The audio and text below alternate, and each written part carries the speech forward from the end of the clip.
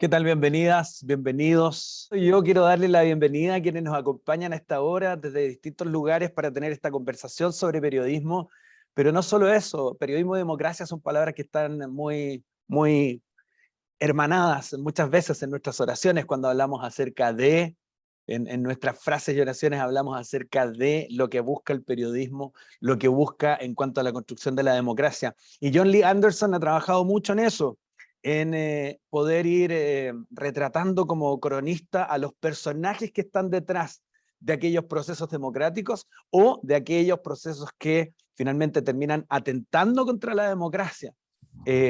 Para mencionar solamente algunos de sus trabajos, uno de los libros que a mí en lo personal más me gusta es La caída de Bagdad, donde están ahí personajes de nuestra historia reciente, post caída de las Torres Gemelas del 2001 y la situación que Estados Unidos puede marcar ahí como un hito importante en su historia. Fidel Castro, Gabriel García Márquez, Augusto Pinochet, Charles Taylor, Iyad Alawi, el rey Juan Carlos de España, Saddam Hussein, Hugo Chávez, personajes que han sido llevados al papel y un papel con vida por parte de John Lee Anderson como cronista. Yo la verdad creo que es un lujo para nosotros como universidad poder conversar contigo, John Lee. Y gracias por la gentileza además. Ahí estamos. No, un gusto, siempre un placer. Gracias. Bien, decía yo de tu carrera como escritor, tu trabajo se publica en The New Yorker, además del trabajo que has realizado en algunos medios como The Guardian. Con eso quiero simbolizar, ¿no?, que estás ligado mucho a temas internacionales permanentemente. Y antes de entrar en materia, antes de entrar ya con los temas de esta relación del periodismo y la democracia, yo quisiera pedirte si te acomoda o no te acomoda el título de nuestra conversación, porque decíamos nosotros, el rol del periodismo en las democracias en crisis. ¿Crees tú que la democracia está en crisis, la democracia moderna está en crisis, o partimos desde ya derribando esa frase?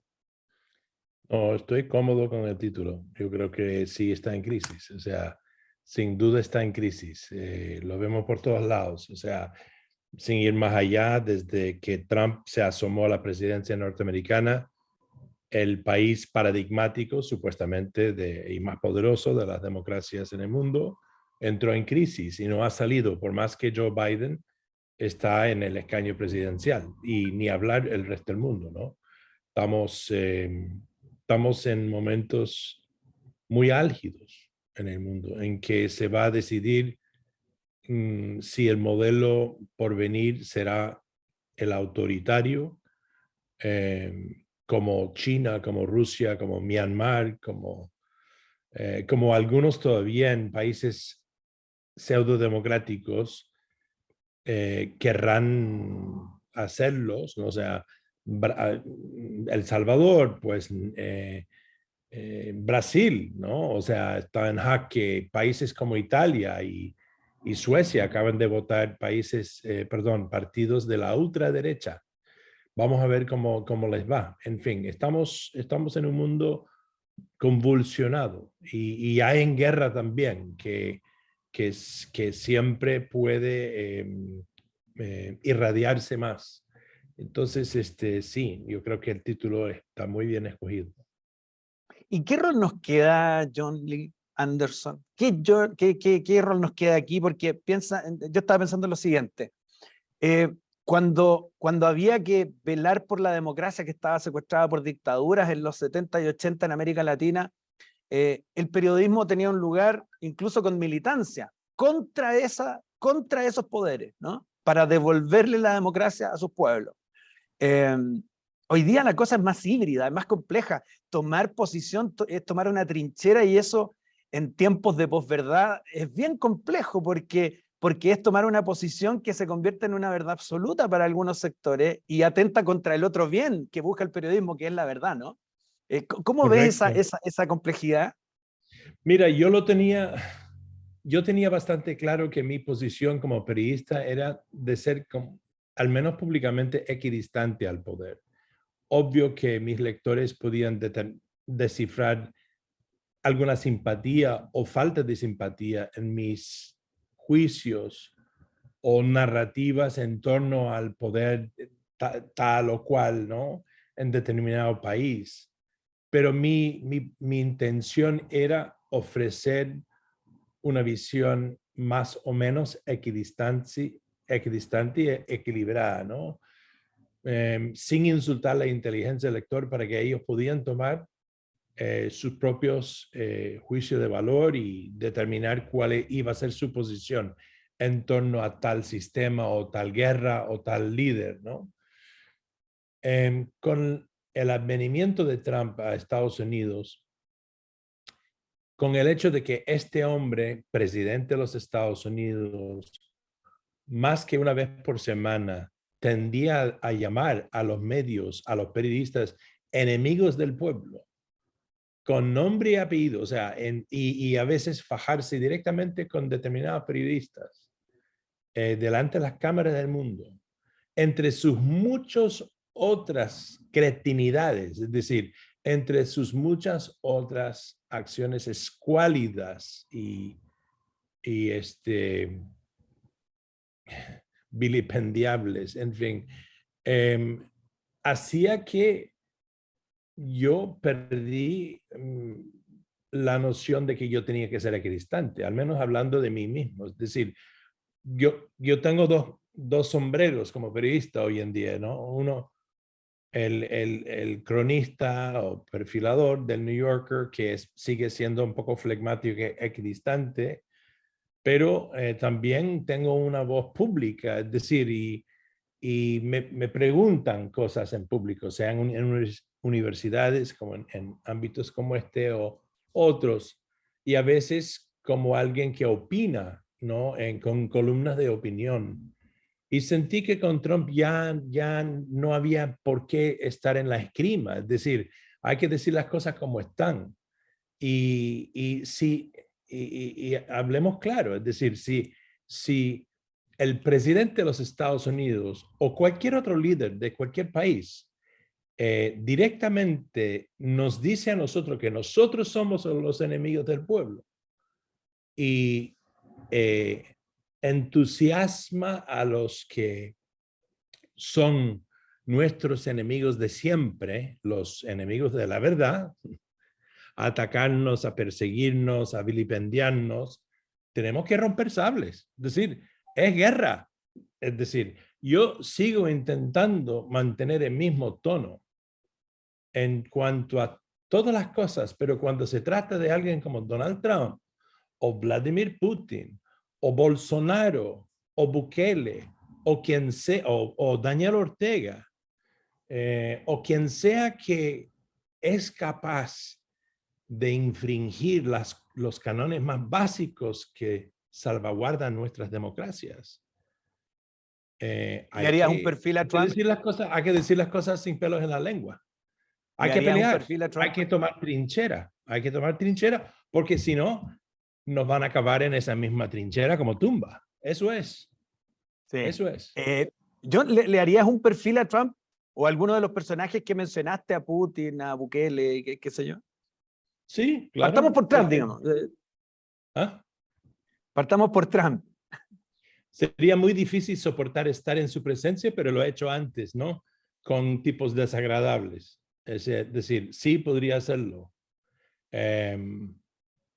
Estaría fascinado con con las muchas maneras en que es un tipo, para mí, despreciable. Intentaría buscar los aspectos en que no lo es, pero sí, o sea, fácilmente lo haría. Lo mismo Putin, teniendo la oportunidad. Mira, siempre he sido de la opinión de que hay que acercarnos a los malhechores, a los victimarios, a los que tienen el poder para poder tomar su pulso y reflejarlo con nuevos ojos al público, que muchas veces están como atontados o hipnotizados o atomizados por aquel mismo poder, ¿no? Por eso, en lugares de conflicto, a veces cuando he tenido la oportunidad he estado con los malos de la película, ¿no? Porque todos vemos las víctimas. Vemos las viudas, los mendigos, los chicos en la calle, todos vemos eso. Lo que no vemos son los que los obligan a estar ahí. Pero de Yo, vez en cuando te permiten cercanía y mm, es muy revelador lo que ellos andan pensando, cómo ellos perciben el mundo y su poder. Y es una manera, yo creo, de arrojar luz en lo que parece ser un eterno problema del poder, ¿no? En este mundo. cuando uno logra ver estos personajes que son muy extrovertidos, de personalidad muy fuerte, de acciones que tienen un resultado muy violento, y ahí uno en el juego de la narrativa periodística pone en el lugar de los buenos o los malos como que está más o menos fácil asignar. Pero, ¿qué pasa, por ejemplo? Y ahí voy con tu último perfil, el que sale publicado ahora en The New Yorker, el de Abiy Ahmed, eh, que es el gobernante de Etiopía, donde vemos por un lado a un personaje, y tú lo dices en tu perfil de hecho, que apuesta por modernizar Etiopía, que sus grandes adherentes dicen, llegó a destiempo, ese es el único problema de él, porque quiere modernizar Etiopía, pero desatendiendo los problemas que tienen 80 etnias que están en un hervidero, ¿no? Y tú te preguntas, y voy a citar exactamente el título de tu perfil, ¿está el primer ministro de Etiopía reconstruyendo su país o destrozándolo? Esa doble condición, ¿cómo te aproximas tú a un perfil de ese tipo? Sobre todo cuando hace un par de años obtuvo el Nobel de la Paz, o sea, era incuestionable en esos términos, ¿no? Sí, mira, y justo después, 11 meses después de que gana el Premio Nobel de la Paz, enfrasca en una guerra muy sectaria y con aspectos de etnocidio en una región norteña de su país que se ha ido a regar por otras regiones del país. Ahorita, aunque no, es que no hay periodistas ahí, es la guerra más cruenta en la faz del planeta Tierra. Es decir, hay cientos de miles de hombres peleando ahorita, desde hace 2 semanas, y me hablan de decenas de miles de muertos, pero nadie está ahí para verlo. Mira, Abiy Ahmed es un caso muy interesante porque sí, se aparece como un tipo moderno, le gusta la ropa italiana, me presentó a su mujer, que es cantante, los dos son pentecostalistas, conocí a sus 3 hijas, almorcé en el palacio y me llevaron a excursiones por el país, todo menos el lugar de la guerra, ¿no? Y me mandaron con sus hombres de confianza a mostrar todo lo que estaban haciendo, menos la guerra. Pero como si yo naciera ayer, es decir, fuera de Etiopía, lo único que sabe el mundo es la guerra en Tigray, la región está en Etiopía. El único lugar que no me mostró, es decir, no vamos ahí a esa sala porque no tengo la llave, ¿entiendes? Cuando te enseñan la casa, tú quieres ver todos los salones de la casa, pero si hay uno muy grande que no te enseñan, te vas a salir rascando la cabeza, ¿sí o no? Y Entonces como yo, periodista, es el ayer, primero que vas pues, a querer ver. Como periodista, claro, es el primero que quieres natural. ver. Y era lo último que me querían hacer ver, en fin. Entonces yo intenté ser justo, mostrando las cosas que me había mostrado, pero también esforzándome para ver lo que no me enseñó. Y no sale tan bien parado, ¿no? Sea por lo que no sé y dejo en manos del lector y de los lectores ¿es un tipo malvado o es un tipo que no era capaz de atender el poder que tenía en las manos y se le ha ido de las manos? Entonces, ¿dónde está la balanza del moral o del juicio final? No lo sabemos todavía porque está justo sucediendo ahora. Mucha historia, inclusive historia terrible, es eh, digamos, el comienzo arranca con una acción no necesariamente deliberada ni maligna. No estamos hablando de Hitler ni Pol Pot, ¿no? sino por alguien que cree que o está tan ideologizado, tan ideológicamente convencido de lo que están haciendo que son capaces de borrar la existencia de un grupo o varios grupos. Al final, en la vida real, eso significa la muerte de esa gente en muchos casos. Y eso, temo, es lo que está pasando en Etiopía. Este hombre que por un lado, ¿no?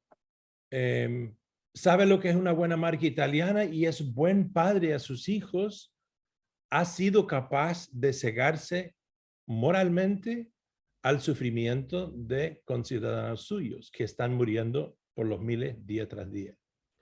Eso es el mundo Sí, en que además, vivimos. Mira Putin. Ayer hubo un tiroteo en una escuela en donde mataron estudiantes, chicos, cosa que trágicamente ocurre con frecuencia en Estados Unidos. Algo parecido pasó en Rusia y tuve el momento, la reacción de constatación de un momento surreal en que el presidente de Rusia, Putin, habló de lo terrible que era ese ataque contra la escuela en que murieron niños y que ha de haber sido terrorismo. ¿Cuándo? Estamos en el 10º mes claro, de ver las acciones de él contra Ucrania, en que día tras día mata niños en escuelas en Ucrania. ¿Acaso lo que hace él no es el terrorismo del Estado? En fin. John, conectando ambos temas, ¿No? conectando ambos temas, bueno, algo de contexto también para que nos ven a esta hora. Etiopía es clave para Estados Unidos también. Muchos de los recursos que ha entregado históricamente Estados Unidos a Etiopía, yendo a lo que hablábamos hace un ratito, van justamente por su mapa del terrorismo, tratar de evitar el terrorismo en una zona. Y además de eso, digámoslo estratégicamente, está cerca de Sudán del Sur, donde está Darfur, y en Darfur hay intereses petroleros, y en esos intereses petroleros están los chinos, y hay cascos azules de la ONU que han tratado de meterse también. Entonces es una zona bien, bien sensible. Y lo comento porque en realidad Saddam Hussein tiene una conexión con Estados Unidos. Si uno observa, evidentemente Fidel Castro, Augusto Pinochet, muchos de los perfiles que tú has hecho han estado de alguna manera conectados con la historia de Estados Unidos. Y quiero llevarlo a lo que dijo el presidente Gabriel Boric en su visita a Estados Unidos justamente hace unos días nada más, y lo comentaba en entrevista con Cristiana Manpur, la periodista de CNN. Decía él, más o menos así, que Estados Unidos debería preguntarse si en realidad ha aportado más a la democracia o la ha ido debilitando en el fondo en cada una de esas intervenciones. Tú que has hecho el recorrido del Policía Internacional de Estados Unidos, has hecho ese recorrido desde los perfiles de los personajes ligados a esa historia, ¿qué te parece a ti? Yo creo que el comentario, la observación de Gabriel Boric es muy acertada y es algo que yo como ciudadano norteamericano siempre le he tenido presente porque he vivido la mayoría de mi vida fuera de Estados Unidos, así que yo lo veo con los ojos de forastero, así como ciudadano del país, o sea, un país que tiene tantas bondades y posibilidades para el bien, pero que sin embargo ha tenido una historia y un historial muy accidentado en lo que se trata de sus relaciones con el resto del mundo.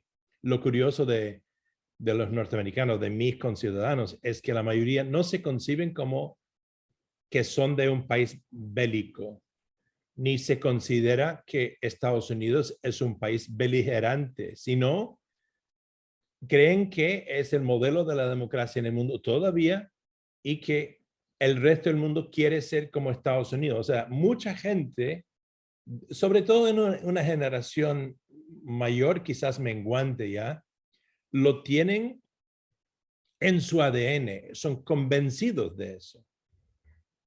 Y yo siempre he sido muy consciente de esa disonancia cognitiva, ¿no? Entre lo que cree el norteamericano de sí mismo y de su país y de lo que creen los demás.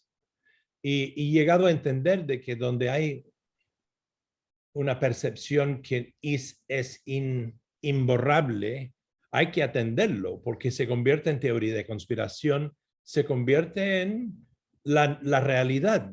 Es decir,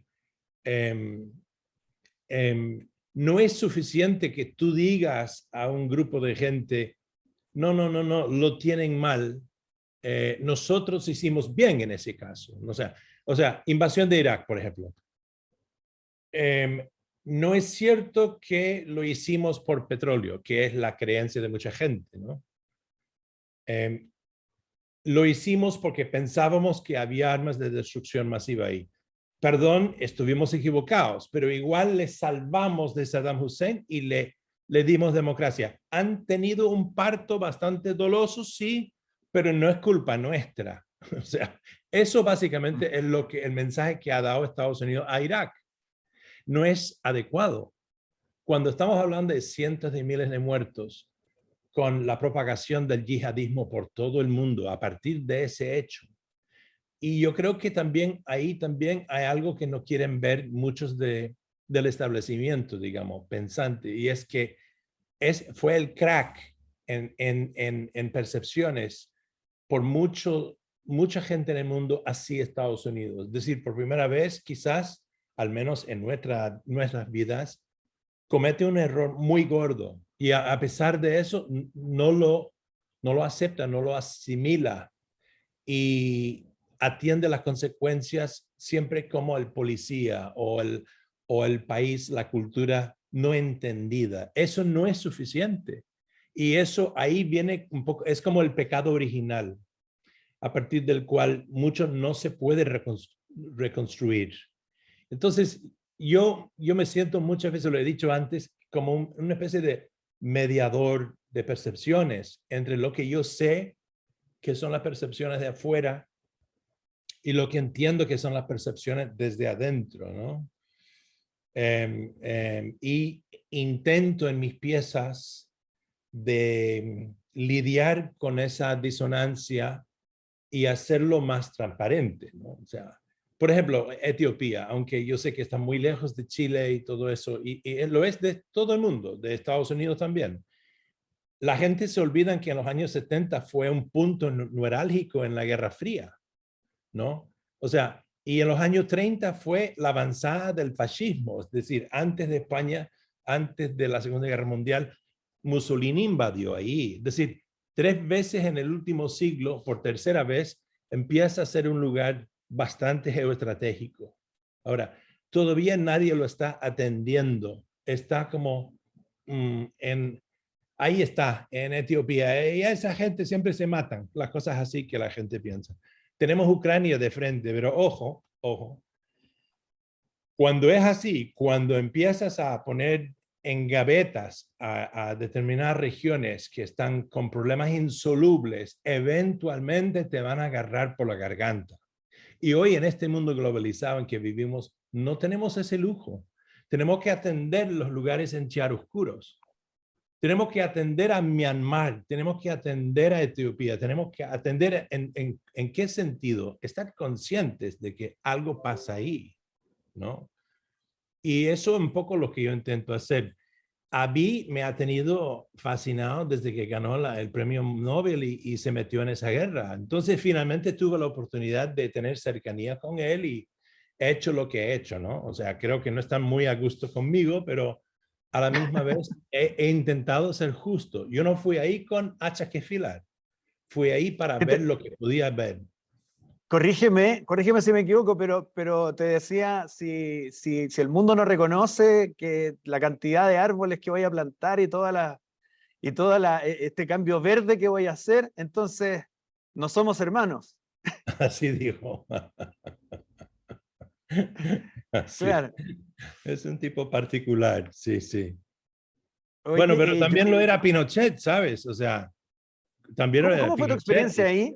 Cuéntame un poco Mira, más de Pinochet, a ver, tu experiencia ahí. mira, ustedes estarán hartos de Pinochet, pero yo siempre recuerdo un día en que no estaba Pinochet, pero estaba en el entorno familiar y me invitaron a la casa, más bien la casona, de uno de sus hijos, que estaba casada en ese momento con una ex Miss Chile, y había otra pareja ahí, también ella muy bonita, él más o menos la edad del hijo, y la escena era esto: césped verde, verde, verde, como es propio para una casa en la dehesa, ¿no?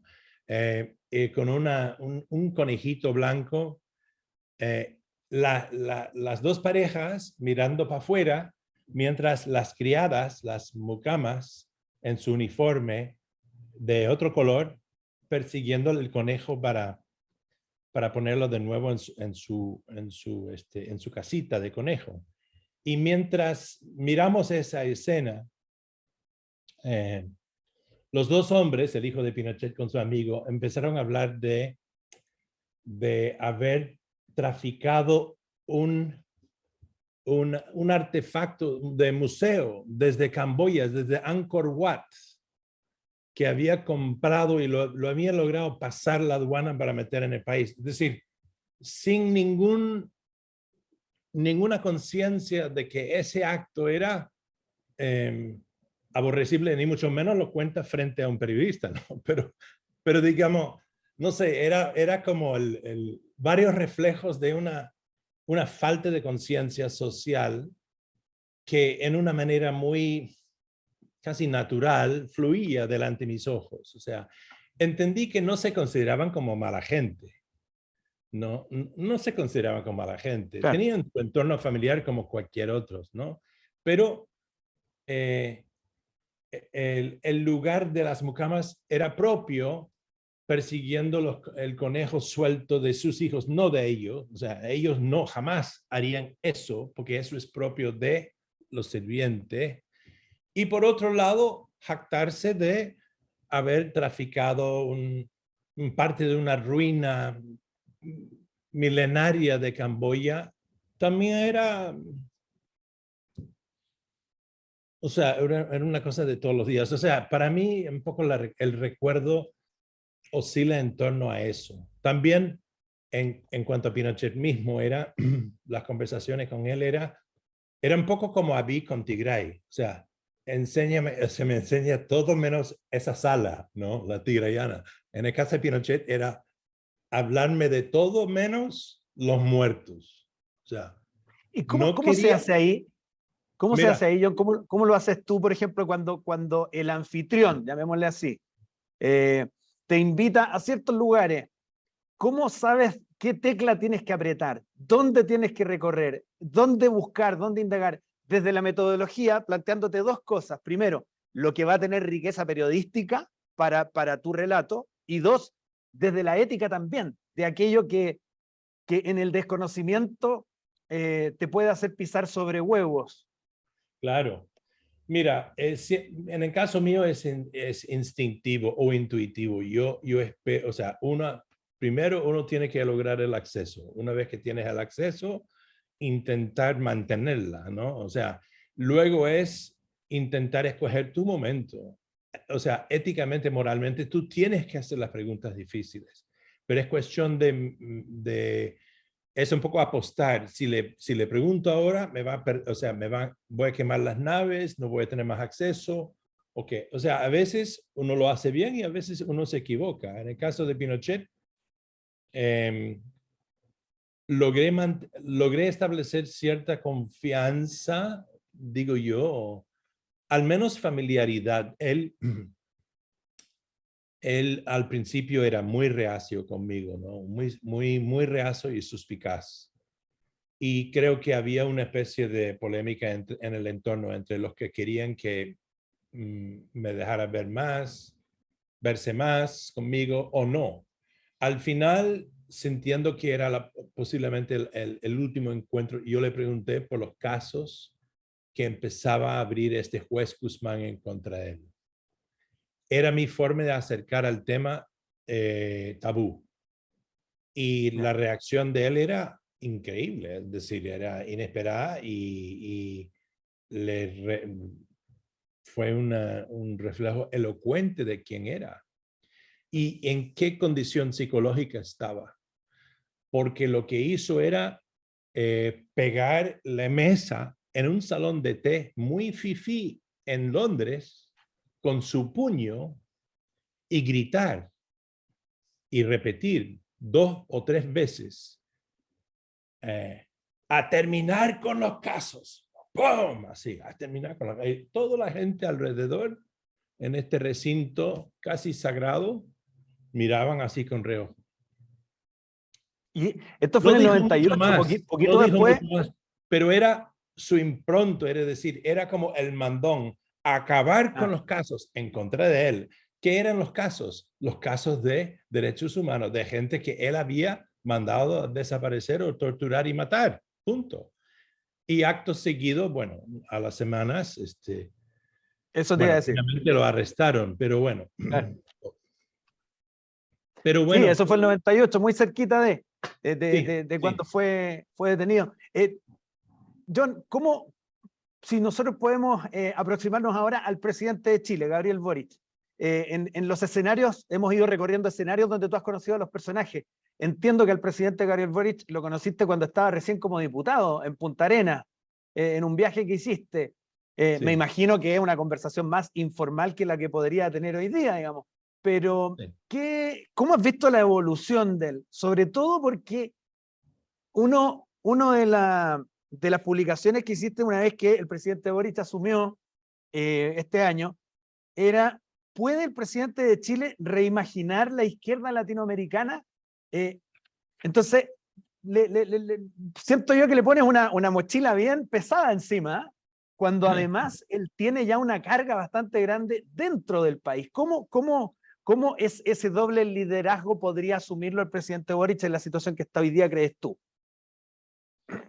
Bueno, mira, primero la mochila no lo puse yo, se lo puso él mismo, haciéndose de candidato presidencial y ganando. Es decir, siendo un joven de izquierdas, ¿no? En fin, mira, yo no diría que puedo emitir muchos juicios sobre el joven diputado que conocí hace 7 años, 7 años creo que fue, quizás 8, en Punta Arenas, solo que era un tipo muy parecido a lo que es socialmente hoy en día. Es un tipo afable, desenfadado, joven, eh, intenso, muy interesado en temas, hace muchas preguntas y no ha cambiado como yo lo conocí de presidente electo, ¿no? Estuve ahí en febrero y marzo a través de su inauguración también. Pero sigue siendo un joven que pregunta y escucha y oye, que no es muy usual entre los presidentes que yo he conocido. Ellos adquieren el poder cambia a la gente, ¿no? De pronto, a algunos se les sube el ego, es natural, ¿no? O sea, es un cliché, ¿no? De que, coño, soy el elegido de las masas, o sea, algo especial debo tener, ¿no? Algunos ya fuman la pipa mística, ¿no? O egolatra. En el caso de él, vamos a ver, yo creo que por lo que escuché en su discurso de la ONU reciente, sigue siendo un joven buscando evolucionarse políticamente en el mejor sentido de la palabra. Lo que ha quedado claro con él es que ha optado por ser demócrata y es una voz demócrata de la democracia y eso es su revolución, si es que hay revolución, ¿no? O sea, lo digo escogiendo y subrayando un poco la pregunta, ¿no? Es decir, él sabe que no es de la generación del Che, o de Fidel, o de Camilo Cienfuegos, ¿me entiendes? Uh Quizás -huh. en su adolescencia, y lo digo intuyendo más que sabiendo, obvio, los tuvo admiración en su momento. ¿Qué 13 añero no? Pues, ok, está bien, vamos adelante. Se metió de diputado siendo bien joven y hace más de una década. Entonces, él ha sabido lidiar, ha sabido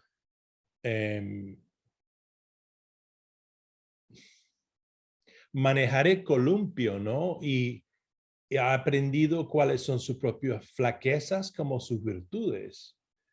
Y obvio que tiene virtudes políticas, si no, no estaría en la moneda, ¿no? Es más que era el más mayor de los 3 o 4 de su grupo que podían ser presidentes.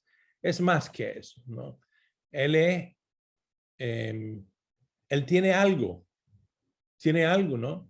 Yo no digo que tiene ese algo raro, incalificable, carismático, que tienen algunos. Tiene carisma, pero tiene una especie de genuinidad que es palpable que en otros países o en otras personas lo podría convertir en un populista. Él fácilmente podría pasarse de arriba para abajo en Chile besando bebés y acariciando las caras de las viejas ancianas, en fin, ¿no? Ancianas. A lo mejor todavía le quepa tiempo para hacerlo, pero intuyo, siento por mis encuentros con él que es un joven presidente que va comprendiendo rápidamente cuál es su posición en el mundo y en el país. Obvio que hubo tropezones en los primeros meses de su mandato, desde quizás algunas de sus elecciones en su gabinete, como en el ejercicio de la gobernanza como tal, que es propio de muchos gobiernos. Ojo, muchos gobiernos verdes, jóvenes, cometen los mismos errores, inclusive en Europa. O sea, no hay que, lamentablemente lo tiene que hacer en un acuario muy transparente, en donde hay redes sociales y todo se altera por eso. Hoy en día ya no hay luna de miel y quizás no ha de ver, pero bueno, no hay ya, ni lo tuvo él. Pero creo que en términos internacionales es visto como un joven con mucha promesa. Yo creo que a mí me consta, sin decir nombres y apellidos, que hay gente que intuitivamente lo quiere y son gente que le pueden ayudar bastante, y estamos hablando de gente de poder en Occidente y que entienden que él es algo distinto, que este sí es de izquierda, pero no es Maduro, no es Ortega. Ellos, y acaso, ojo, son de izquierda ellos. ¿Qué cosa es Ortega hoy en día? Es una cosa salida de guerra de las galácticas, es decir, es un tipo como Ceausescu, es un tipo miserable, loco, ¿no? No es de la izquierda. No es de la izquierda despótica, bufo y idólatra, que lamentablemente es donde terminó mucho de la izquierda más bombástica, más radical, proveniente del estirpe del fidelismo, ¿no? Ahí ha terminado en unos caudillismos sin sentido, ¿no? Él más se asemeja a un socialdemócrata en términos convencionales, ¿no? Por supuesto que está en colisión con el Partido Comunista y tiene que lidiar con una derecha todavía muy fuerte en el país y con un país con nuevas complicaciones sociales y económicas. Entonces, eso al final lo va a moldear y va a moldear su presidencia. No puede hacer el admirado de todos y él tendrá que aprender eso. Pero lo que sí puede ser es demócrata para todos. Y yo creo que por ahí es donde se va afinándose y va alineándose. Entonces ahí sí rompe moldes y va a ser interesante observar. Ojalá le sale bien a Chile, ¿no? Oye, tengo un problema. Me entusiasma mucho hablar contigo, entonces voy sacando algunas cosas de lo que tú me planteas en tu respuesta y nos podríamos quedar el día entero hablando. Entonces voy a tratar de ordenarme yo en mi cabeza para poder atender en el tiempo lo que quisiera abordar. Y me quiero detener primero en esto de que tú describes algunas cualidades del presidente Gabriel Boric. ¿Qué pasa? Y no lo digo a propósito de él, sino porque identificaste algunas cualidades. ¿Qué pasa cuando hay riesgo de enamorarse de un personaje? ¿Te ha pasado que en algún momento has tenido riesgo de enamorarte de un personaje y tienes que describirlo después? ¿Cómo pones las alertas para cierta, voy a decir, ecuanimidad? No sé si es la palabra más correcta, no sé cómo la llamarías tú. Bueno, mira, sin duda el perfil que hice de Boric no es antagónico, aunque él mismo dijo, creo que en su viaje a Los Ángeles, que no le gustó. O sea, tampoco, o sea, él lo dijo públicamente en un recinto universitario que no le gustó. Bueno, no lo escribí para él, ¿no? Lo escribí de él, de buena fe, ¿entiendes? Creo que todavía, no sé, no lo he intentado, pero todavía lo podríamos hablar. Es ese tipo de hombre. ¿entiendes? Creo que nos podemos discutir y quedarnos bien, es decir, cómo ha de ser las cosas en una democracia o en un país democratizante, ¿no? En fin, no sé exactamente por qué no le gustó, pero en fin, o sea, está bien. Lo que yo quisiera con mis piezas es que la gente quizás no los gustan, pero que reconocen que son sinceros y que no fueron hechos ¿cómo se llama? De mala fe, ¿no? En fin, hay pocos perfiles que he hecho de líderes en donde me he enamorado de las personas. O sea, hay siempre aspectos que, que pueden crear simpatía en uno, que a veces sirven durante el ejercicio del acercamiento como para poder conversar y poder extender las sesiones y el acercamiento, ¿no? Inclusive de la gente más aparentemente ogre, ¿no? No es el caso de Boric. Fue el caso de la única excepción. O sea, normalmente yo perfilo líderes políticos. Gabriel García Márquez, lo mencionaste. Es el único que no. Bueno, hay otro también, Padura, un escritor cubano, pero en general escribo sobre mandatarios, ¿no? O líderes de agrupaciones políticas, muchas veces violentas.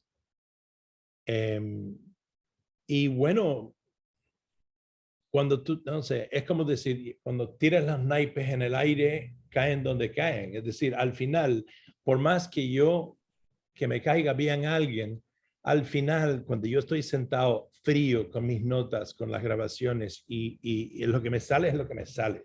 No estoy pensando entonces que, vaya, si digo eso voy a perder la amistad o voy a perder la cercanía. Me ha cruzado por la mente, pero igual he procedido con lo que he tenido que proceder.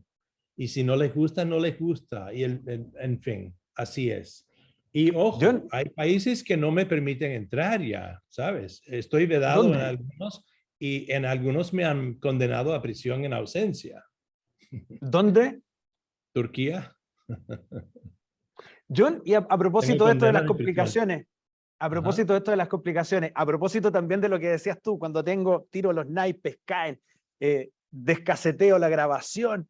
¿Cómo es tu proceso? ¿Cuánto tardas en un perfil? ¿Y cuál es el que más te ha costado? Este último fue difícil porque Etiopía es tan compleja, ¿no? Es un país tan complejo con 3.000 años de historia grabada y es casi desconocido a nuestro mundo, ¿no? Entonces, qué partes de la historia llevar? Y, bueno, en fin, no es fácil. No fue fácil, fue difícil. En general, hoy en día lo que hago es, estoy un tiempo determinado en el país. Estuve 6 semanas en Chile para lo de Boric. Estuve un mes en Etiopía ahora.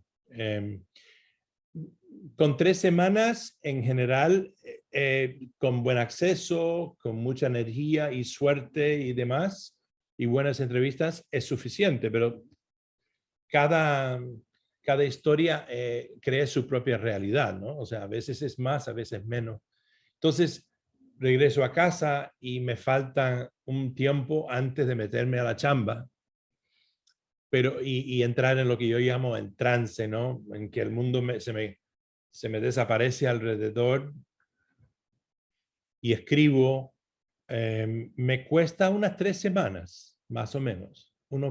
Siempre pienso que voy a poder avanzar unos días más, pero nunca, siempre me son 20 días, 21 días, o sea, nunca menos, o sea, entonces, y de ahí ya puede ser otros 3 semanas entre edición, chequeo de datos y demás, hasta que es publicable la cosa. A veces demora más cuando lo agenda pues la revista, ¿no?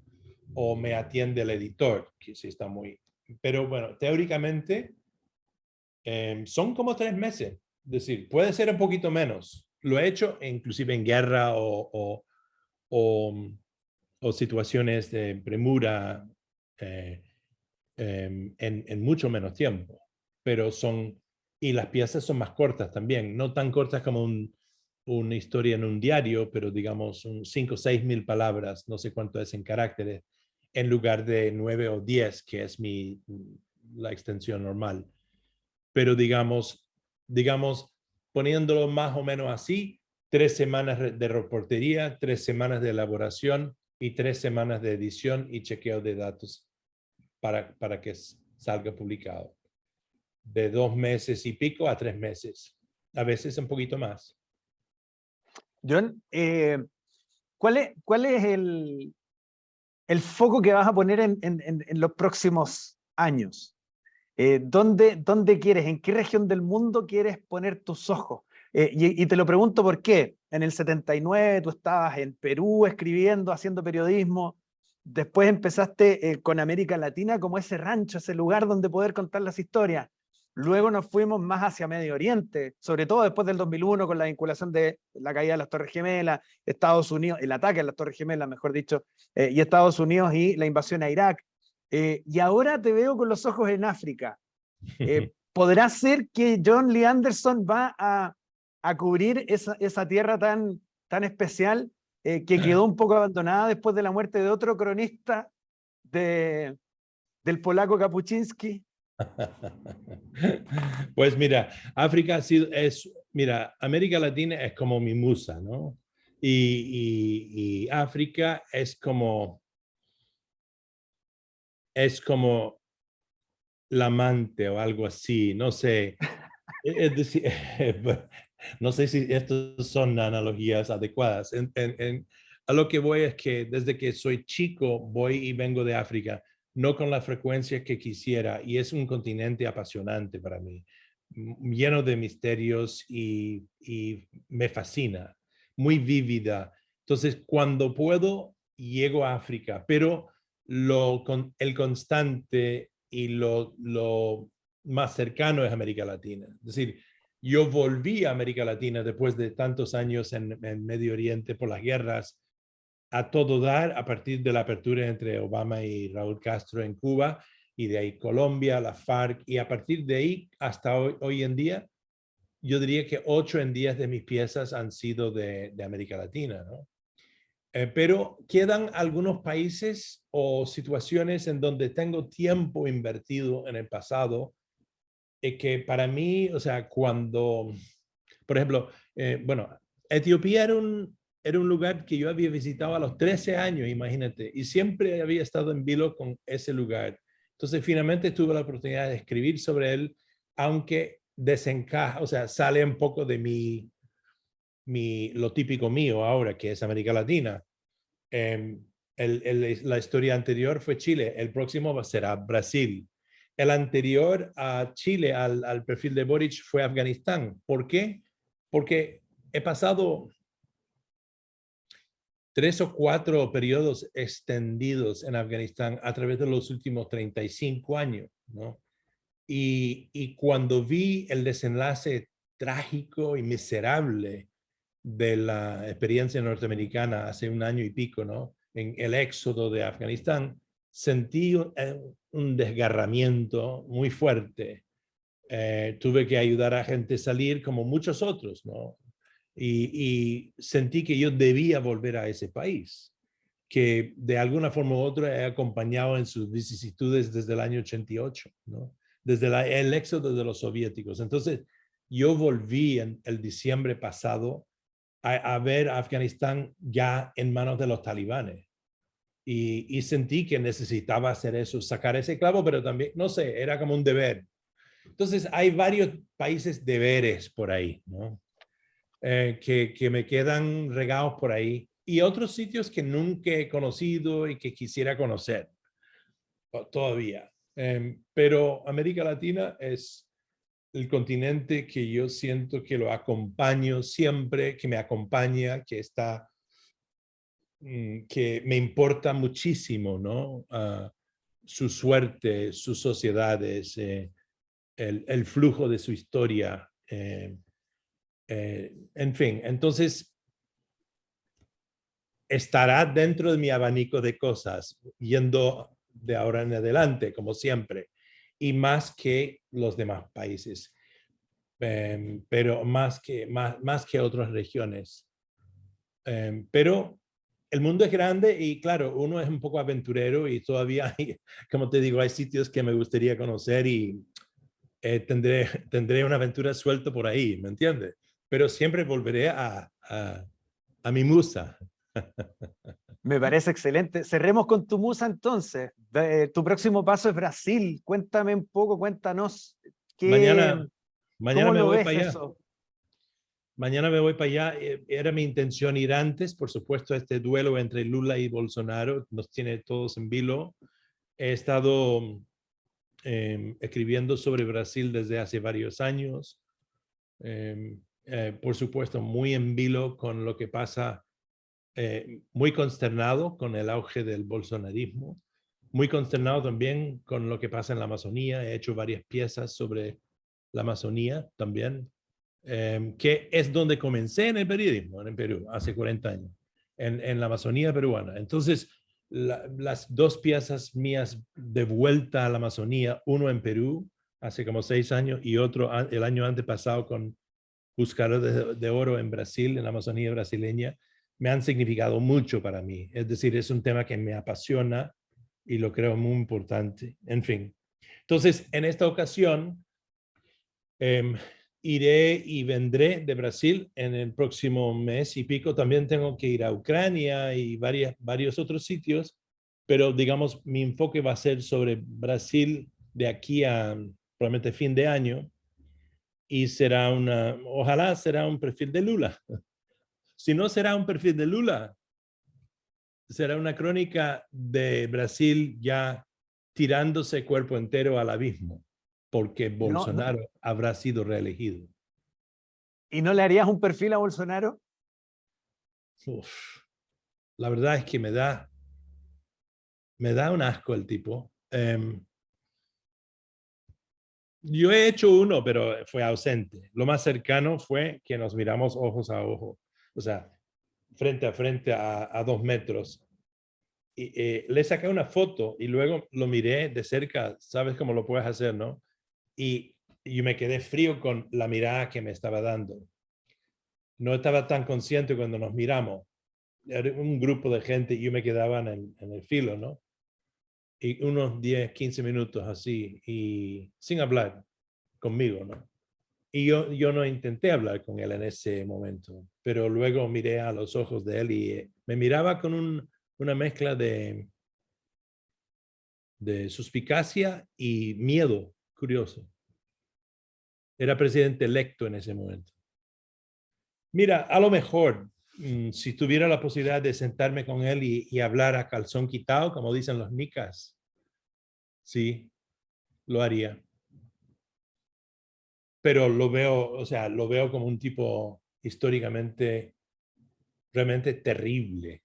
Es un tipo tóxico. No, no lo sabe él, pero lo es. En fin. Pero en qué está la diferencia, que hace que sea más tóxico, por ponerle un apelativo, tomándome de tus palabras, que otros personajes que generan resistencia, que tú mismo nombraste, por ejemplo, Ortega, Chávez, qué sé yo? ¿Dónde radica esa diferencia para ti? Mira, claro, es buena pregunta y haría falta un buen tiempo para explayarme, explorar un poco mis propias respuestas. Em, Bolsonaro no tiene visión no está a la altura de un tipo, no es un estadista, es un tipo de, de instintos bajos, ¿no? De instintos, es un tipo reaccionario, no en el sentido ideológico de la palabra, sino que eso es su visión del mundo. Es un tipo ultraconservador, militar más bien. Él es un tipo que solo vela por los intereses de un grupo. Él es capaz de ver aniquilado a la gente de otro color en su país. Él mira a la Amazonía y lo que ve ahí es matorral e indios que hay que perseguir. Hay que sacar de ahí para desarrollar el país. Él es como un sheriff de Utah, año 1840 en Estados Unidos. o hasta el final del siglo XIX, que mataban los indios como si fueran conejos. Él es así, él es así. Es un tipo que habita este tiempo, pero está fuera de su tiempo. Es un tipo propio del siglo XIX y concibe de su país como una frontera que hay que conquistar. O sea, y si lo hace, destruirá lo que queda de la floresta latinoamericana. Es decir, ya lo está haciendo. Ni hablar de su propia sociedad, en donde dice cosas odiosas en contra de mujeres, homosexuales, negros, indios. Es decir, es un tipo que divide y no aglutina. Es un tipo que no ha de ser presidente de su país. Así como Trump, es muy parecido a Trump. Es un tipo que divide, es tóxico en ese sentido.